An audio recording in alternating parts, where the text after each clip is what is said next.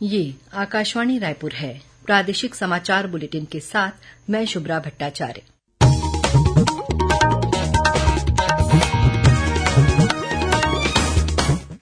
और पेश है आज के मुख्य समाचार। बस्तर संभाग के अबूझमाड़ में सुरक्षा बलों के साथ हुई मुठभेड़ में 8 माओवादी मारे गए, 1 जवान शहीद, 2 अन्य जवान घायल। बिलासपुर सांसद और केंद्रीय राज्यमंत्री तोखन साहू ने कहा कि डबल इंजन की सरकार में छत्तीसगढ़ का तेजी से विकास होगा। आज रायपुर पहुंचने पर केंद्रीय राज्यमंत्री का हुआ भव्य स्वागत। रायपुर पुलिस ने नौकरी दिलाने के नाम पर धोखाधड़ी करने और नकली नोट छापने के आरोप में 8 लोगों को किया गिरफ्तार। और आगामी 24 घंटों के दौरान प्रदेश के 1-2 स्थानों पर गरज चमक के साथ अंधड़ चलने और आकाशीय बिजली गिरने की चेतावनी।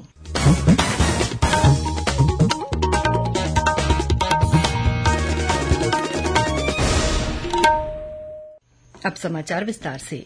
नारायणपुर जिले में आज सुरक्षा बलों के साथ हुई मुठभेड़ में 8 माओवादी मारे गए हैं। मुठभेड़ में सुरक्षा बल का 1 जवान भी शहीद हो गया है, वहीं 2 अन्य जवान घायल हुए हैं, जिन्हें प्राथमिक उपचार के बाद बेहतर इलाज के लिए राजधानी रायपुर लाया गया है। बस्तर के पुलिस महानिरीक्षक सुंदरराज पी ने बताया कि नारायणपुर, कोंडागांव, कांकेर और दंतेवाड़ा की डीआरजी, एसटीएफ, आईटीबीपी और बीएसएफ की संयुक्त टीम नारायणपुर जिले के ओरछा थाना क्षेत्र से तलाशी अभियान के लिए निकली थी। इस दौरान फरसबेड़ा और धुरबेड़ा के बीच जंगल में पहले से घात लगाए बैठे माओवादियों ने सुरक्षा बलों पर फायरिंग शुरू कर दी। जवानों ने भी जवाबी कार्रवाई की।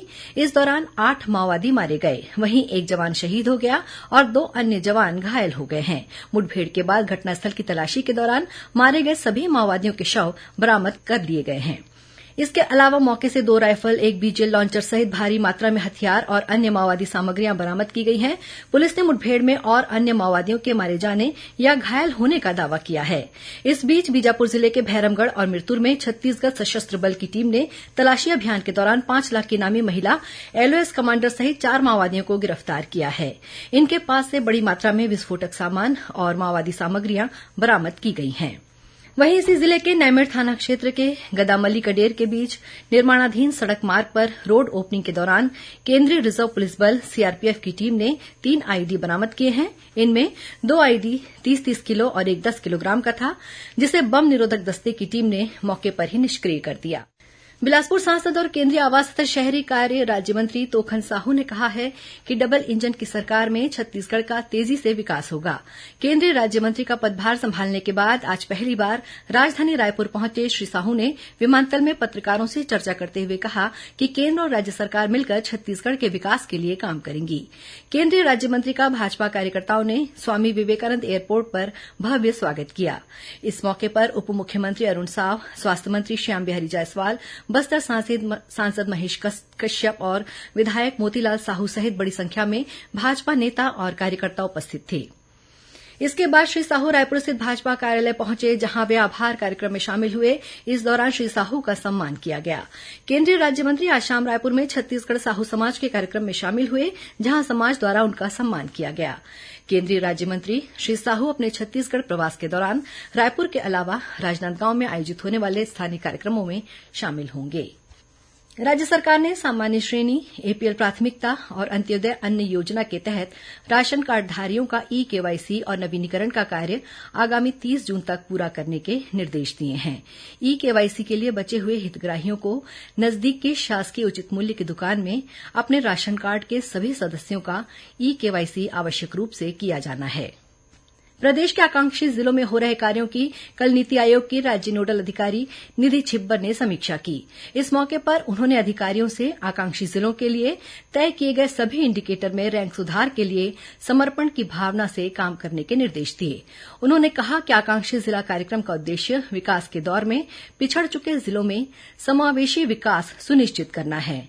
बैठक में श्रीमती छिब्बर ने स्वास्थ्य और पोषण, शिक्षा, कृषि संबंधित सेवाएं, बेसिक अधोसंरचना और सामाजिक विकास के सभी इंडिकेटर पर विस्तार से समीक्षा की। प्रादेशिक समाचार आप आकाशवाणी रायपुर से सुन रहे हैं। छत्तीसगढ़ की खबरों से है आपका वास्ता और खबरों की विश्वसनीयता से है हमारा वास्ता। आकाशवाणी समाचार रायपुर के प्रादेशिक समाचार बुलेटिन के साथ ही हमारे समसामयिक कार्यक्रम आप रेडियो के अलावा अपने मोबाइल पर भी सुन सकते हैं। आकाशवाणी समाचार फेसबुक, ट्विटर और यूट्यूब पर भी उपलब्ध है। हमारा Facebook page Chhattisgarh news on AIR, Twitter handle CGAIR news और हमारा यूट्यूब चैनल है छत्तीसगढ़ AIR न्यूज। तो अब रेडियो के साथ ही आपके मोबाइल के जरिए भी हम पहुंच रहे हैं आप तक। छत्तीसगढ़ की हर खबर के लिए सुनते रहिए आकाशवाणी समाचार। और अब आगे बढ़ते हैं बाकी के समाचारों की ओर। मुख्यमंत्री विष्णुदेव साय ने आज अपने निवास कार्यालय में लोक स्वास्थ्य यांत्रिकी विभाग की समीक्षा बैठक ली। उन्होंने बैठक में बरसात के दिनों में स्वच्छ पेयजल के पुख्ता इंतजाम करने के निर्देश दिए हैं। श्री साय ने पेयजल संबंधी शिकायतों के त्वरित निराकरण के लिए विभाग के टोल फ्री नंबर 1800-233-0008 का व्यापक प्रचार प्रसार करने को कहा। श्री साय ने जल जीवन मिशन के तहत निर्मित किए जा रहे 71 मल्टी विलेज योजनाओं का काम तेजी से पूर्ण करने के निर्देश दिए। वहीं मुख्यमंत्री ने कल स्वास्थ्य विभाग की समीक्षा बैठक ली थी। इस मौके पर उन्होंने कहा कि गरियाबंद जिले के सुपेबेड़ा में किडनी की समस्या का स्थायी समाधान किया जाएगा। इसके लिए बीमारी के कारण जानने संबंधी जो भी रिसर्च की जरूरत होगी वो की जाएगी, ताकि सुपेबेड़ा के लोगों को भविष्य में किडनी संबंधी समस्याओं से पूरी तरह निजात मिल सके। मुख्यमंत्री विष्णुदेव साय ने कल मुंगेली जिले के ग्राम फरहदा में 25 करोड़ रुपए की लागत के 19 विकास कार्यों का लोकार्पण और शिलान्यास किया। इस मौके पर श्री साय ने कहा कि आने वाले समय में मुंगेली जिला रेल नेटवर्क में शामिल हो जाएगा। उन्होंने बताया कि कटघोरा डोंगरगढ़ विशेष रेल परियोजना के लिए राज्य शासन द्वारा 300 करोड़ रुपए की राशि स्वीकृत की जा चुकी है। इस संबंध में शीघ्र ही भू अर्जन की कार्रवाई शुरू की जाएगी। रायपुर पुलिस ने बेरोजगारों को नौकरी दिलाने के नाम पर लाखों रुपए की धोखाधड़ी करने वाले ओडिशा के संगठित गिरोह के 8 लोगों को गिरफ्तार किया है। आरोप है कि ये सभी लोग ठगी करने के साथ साथ नकली नोट की छपाई भी करते थे। इन लोगों ने राजधानी रायपुर के पंडरी और अनुपम नगर क्षेत्र में कॉल सेंटर खोला हुआ था, जहां वे बेरोजगारों को नौकरी दिलाने के नाम पर धोखाधड़ी करते थे।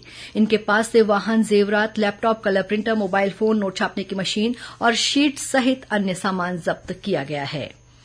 बलौदाबाजार में बीते 10 जून को तोड़फोड़ और आगजनी की घटना के मामले में पुलिस ने अब तक 132 आरोपियों को गिरफ्तार कर न्यायिक हिरासत में भेजा है। आज 8 और लोगों को गिरफ्तार किया गया है। गौरतलब है कि 10 जून को प्रदर्शनकारियों ने बलौदाबाजार के कलेक्टर और पुलिस अधीक्षक कार्यालय में तोड़फोड़ करने के साथ ही आग लगा दी थी। इसके अलावा कुछ वाहनों को भी आग के हवाले कर दिया था। जिला प्रशासन के अनुसार घटना के बाद अब जिले में शांति का वातावरण है। सामान्य दिनों की तरह दैनिक और शासकीय कार्यों का संचालन सुचारू रूप से होने लगा है।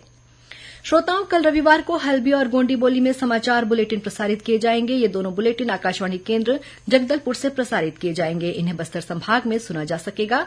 हल्बी में समाचार बुलेटिन सुबह 7:30 बजे से और गोंडी में समाचार बुलेटिन शाम 6:30 बजे से प्रसारित किया जाएगा। प्रादेशिक समाचार एकांश आकाशवाणी रायपुर द्वारा प्रस्तुत कार्यक्रम जिले की चिट्ठी का प्रसारण कल शाम 6:05 से 6:10 तक किया जाएगा। इस कार्यक्रम को छत्तीसगढ़ स्थित आकाशवाणी के सभी केंद्र रिले करेंगे। इस बार के अंक में बालोद जिले की गतिविधियों के बारे में जानकारी दी जाएगी। और अब पेश है मौसम का हाल। मौसम विभाग ने आगामी 24 घंटों के दौरान प्रदेश के एक दो स्थानों पर गरज चमक के साथ अंधड़ चलने और आकाशीय बिजली गिरने की चेतावनी दी है। मौसम विभाग से मिली जानकारी के अनुसार दक्षिण पश्चिम मानसून अभी बीजापुर और सुकमा तक पहुंचा है। इसके अगले 4-5 दिनों में प्रदेश के अन्य हिस्सों में पहुंचने की संभावना है। अधिकतम तापमान में मामूली गिरावट हो सकती है और 17 जून से वर्षा की गतिविधियों में तेजी आने की संभावना है। और अब कुछ खबरें संक्षेप में। राज्यपाल विश्वभूषण हरिचंदन ने आज अपने ओडिशा प्रवास के दौरान पुरी में भगवान जगन्नाथ जी के दर्शन कर पूजा अर्चना की। कबीरधाम जिले के पिपरिया थाना क्षेत्र के अंतर्गत बिरकोना गांव के रहने वाले कोमल साहू की संदेहास्पद मृत्यु की जांच के लिए उप मुख्यमंत्री और गृह मंत्री विजय शर्मा के निर्देश पर एसआईटी का गठन कर दिया गया है। बलौदाबाजार वन मंडल के अंतर्गत देवपुर के जंगलों में वन विभाग ने 2 दंतैल हाथियों के विचरण के बारे में अलर्ट जारी किया है। प्रदेश में किसी भी आपदा में आम नागरिकों के त्वरित सहायता उपलब्ध कराने के लिए टोल फ्री नंबर 1070 जारी किया गया है। इसके जरिए कोई भी नागरिक बाढ़, अग्नि दुर्घटना, आकाशीय बिजली और सर्पदंश की घटना में सहायता ले सकते हैं। और राजनांदगांव जिला रोजगार कार्यालय में 18 और 19 जून को सुबह 10 बजे से प्लेसमेंट कैंप का आयोजन किया जाएगा। अंत में मुख्य समाचार एक बार फिर। बस्तर संभाग के अबूझमाड़ में सुरक्षा बलों के साथ हुई मुठभेड़ में 8 माओवादी मारे गए, 1 जवान शहीद, 2 अन्य जवान घायल। बिलासपुर सांसद और केंद्रीय राज्य मंत्री तोखन साहू ने कहा कि डबल इंजन की सरकार में छत्तीसगढ़ का तेजी से विकास होगा। आज रायपुर पहुंचने पर केंद्रीय राज्य मंत्री का हुआ भव्य स्वागत। रायपुर पुलिस ने नौकरी दिलाने के नाम पर धोखाधड़ी करने और नकली नोट छापने के आरोप में 8 लोगों को किया गिरफ्तार। और आगामी 24 घंटों के दौरान प्रदेश के 1-2 स्थानों पर गरज चमक के साथ अंधड़ चलने और आकाशीय बिजली गिरने की चेतावनी। इसी के साथ प्रादेशिक समाचार बुलेटिन समाप्त हुआ। नमस्कार।